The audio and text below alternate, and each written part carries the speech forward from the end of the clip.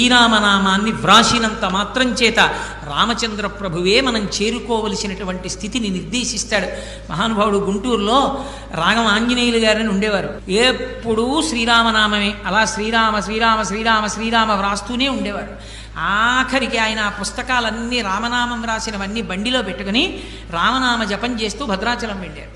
భద్రాచలం వెళ్ళి ఆ రోజు సాయంకాలం రామచంద్రమూర్తి యొక్క దేవాలయంలో రామనామం ఇచ్చేద్దాం అనుకున్నారు. ఇవాళ ఎందుకులేండి, ఇక్కడ ఏదో సప్తాహం చేద్దాం అనుకుంటున్నాం కదా, రేపిద్దాం, ఏకాదశి వస్తుంది కదా అన్నారు. ఏమోనయా ఏ క్షణం ఎవడికి తెలుసు, ఇచ్చేసేద్దామన్నారు. ఆ రోజు రాత్రి రామచంద్రమూర్తికి రామనామం అంతా సమర్పించి మరునాటి నుంచి క్రతువు ప్రారంభం అవుతుంది. భద్రాచలంలో వచ్చి యజ్ఞ భాగం దగ్గర నించున్నారు.